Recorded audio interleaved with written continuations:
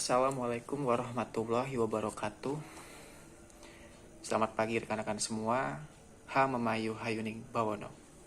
Perkenalkan, nama saya Akbar Rifki Nur Prayoga, mahasiswa Ilmu Politik Universitas Wahid Hasim Kota Semarang dengan NIM 24 10 20 11 005. Adapun saya berbicara di sini bermaksud untuk memenuhi ujian akhir semester mata kuliah Analisis Kebijakan Publik yang diampu oleh Bapak Muhammad Nuh, Esos MSI sebagai dosen dan Ketua Prodi Jurusan Ilmu Politik Unwahas Kota Semarang.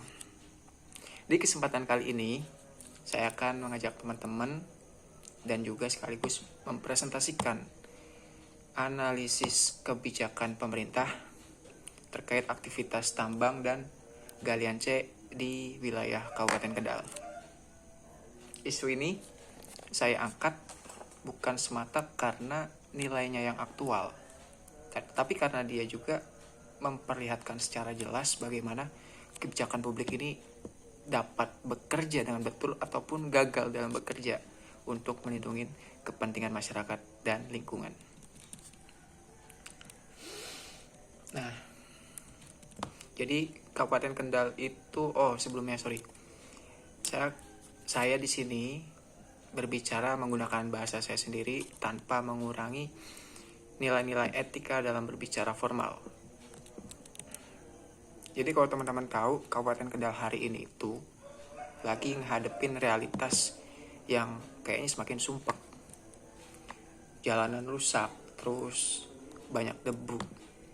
Bahkan beberapa wilayah di daerah hulu itu sempat mengalami longsor. Bahkan juga ada yang lebih parah, sumber air dan lingkungan juga ikut tercemar gara-gara aktivitas galian C yang dilakukan secara ilegal maupun yang legal. Jadi pertanyaannya gini teman-teman, ini bukan lagi sekedar tambangnya legal atau ilegal, tapi apakah kebijakan yang mengatur tambang tersebut benar-benar bisa bekerja untuk kepentingan publik? Kalau kita identifikasi masalah, kebijakan yang saya sorotin sekarang ini adalah konflik antara aktivitas tambang di daerah Kendal dengan keberlanjutan lingkungan dan juga rasa nyaman hidup bermasyarakat di wilayah Kabupaten Kendal. Di lapangan kita melihat beberapa persoalan utama nih.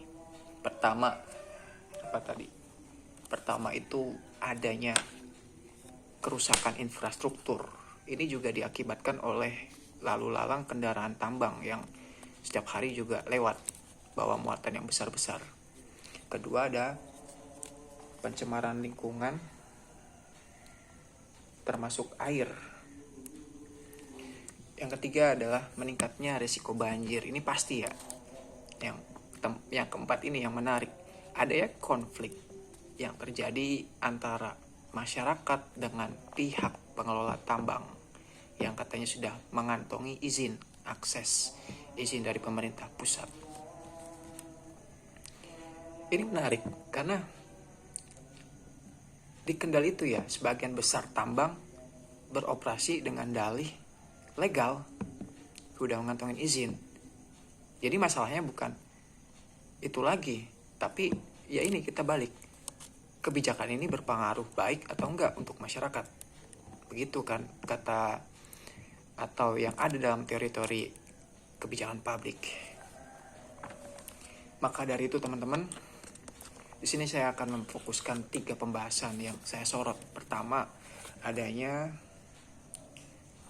kebijakan perizinan pertambangan yang dilimpahkan kepada pemerintahan provinsi dari pusat. Karena yang saya cari di media arus utama itu menemukan bahwa kewenangan tambang di Kendal itu oleh pemerintahan provinsi Jawa Tengah dimuat dalam Perpres nomor 55 tahun 2022 tentang pendelegasian pemberian izin berusaha di bidang tambang dari pusat ke pemerintahan daerah. Ini sekaligus memperkuat Undang-Undang Nomor 23 Tahun 2014 tentang penyelenggaraan pemerintahan daerah. Kemudian yang kedua, teman-teman, kita menyorot soal kebijakan lingkungan hidup yang termasuk itu mengurusi AMDAL, terus UKL UPL-nya, yang seharusnya itu menjadi instrumen pengendalian dampak lingkungan. Kemudian yang ketiga, kebijakan tata ruang daerah atau RT/RW Kabupaten Kendal yang seharusnya menentukan wilayah mana yang boleh dan tidak boleh dijadikan wilayah izin usaha pertambangan atau WIU. Ketiga kebijakan ini idealnya saling menguatkan mestinya, tapi dalam praktik justru saling bertabrakan. Kita lanjut soal meneliti dan menemukan subjek. Di sini kalau teman-teman perhatikan ada beberapa subjek atau aktor-aktor yang bermain ya. Pertama, kita bisa melihat aktor yang memberikan izin. Terus kedua ada pelaku. Yang ketiga ada penerima dampak atau penerima manfaat. Kalau kita lihat bahwa pemerintah pusat itu memberikan izin, kemudian pemerintahan daerah sebagai pihak yang paling dekat dengan dampak, dan juga pengusaha tambang sebagai pelaksana kegiatannya, maka yang menerima manfaat adalah masyarakat sebagai pihak yang paling terdampak. Masalahnya, relasi kuasa antara aktor ini tidak seimbang. Pemerintahan pusat memiliki kewenangan besar dalam perizinan, sementara pemerintahan daerah dan masyarakat seringkali hanya menjadi penerima dampak. Masyarakat tidak dilibatkan secara bermakna dalam proses pengambilan keputusan untuk kemajuan wilayah sendiri, meskipun mereka juga menanggung resiko, baik itu ekologis maupun resiko sosial. Mengapa ini jadi masalah? Itu berkaitan juga dengan implementasi atau pelaksanaan. Di tahap implementasi, kita bisa melihat adanya kesenjangan yang jelas antara kebijakan di atas kertas dan realitas di lapangan. AMDAL dan dokumen lingkungan itu seringkali berhenti sebagai syarat formal, syarat administratif, bukan jadi alat kontrol. Pengawasan terhadap jam operasional wilayah tambang ini juga sangat lemah. Dia hanya ada sebagai figuran, barangkali begitu kan. Selain itu juga penegakan hukum yang kadang-kadang ini bikin geleng-geleng kepala. Kadang kita juga berpikir bahwa pada tahun-tahun politik yang lagi panas ini, krisis kepercayaan terhadap pemerintah itu juga semakin meningkat, termasuk terhadap lembaga-lembaganya. Maka dari itu, ini juga menjadi sayang buat saya pribadi sebagai warga negara gitu, melihat pola-pola dan praktik-praktik yang mestinya mengayomi dan menyukseskan kesejahteraan sosial justru malah menjadi aktor-aktor yang mendukung degradasi dan juga mencari keuntungan pribadi. Tadi saya bicara soal dampak. Jadi teman-teman, dampak yang ditimbulkan dari adanya galian C di Kabupaten Kendal ini itu gak hanya menghasilkan masalah, tapi juga memang ada manfaatnya.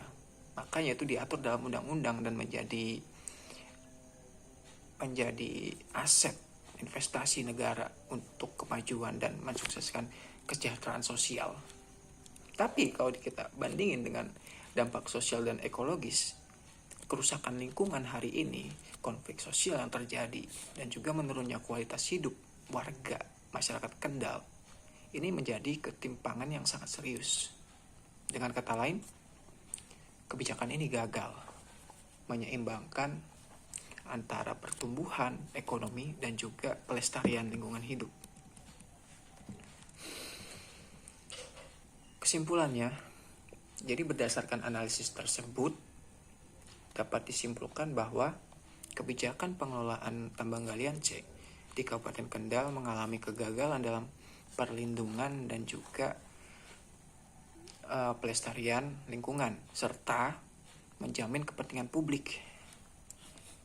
Adapun karena ini menjadi kritik untuk pelaksanaan dan implementasi kebijakan tersebut, Tentunya saya memiliki beberapa rekomendasi. Yang pertama ada evaluasi dan audit menyeluruh terhadap izin tambang yang sekarang legal, yang ada gitu di wilayah Kabupaten Kendal. Kedua, pembatasan atau intinya membatasi tambang-tambang di wilayah hulu yang termasuk juga menjadi kawasan rawan bencana.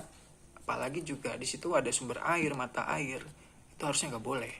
Ketiga, penguatan peran pemerintah daerah, khususnya pemerintah Kabupaten Kendal dan masyarakat dalam ikut serta menjadi pengawas pelaksanaan izin usaha tambang tersebut. Yang keempat terakhir ini,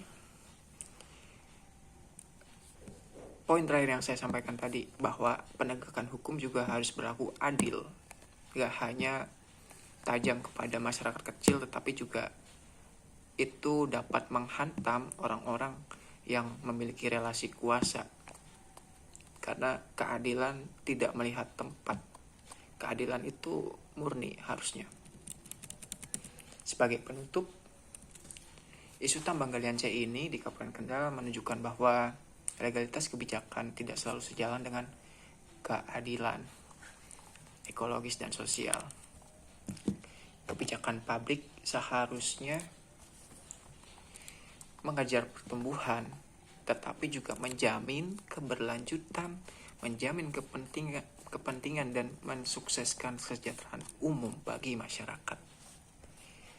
Demikian teman-teman, adapun presentasi saya mengenai analisis dampak lingkungan, bukan AMDAL ya, tapi analisis kebijakan publik soal galian C yang itu juga menyeruak dalam AMDAL yang saya rasakan sekarang. Cukup sekian dan terima kasih. Rahayu.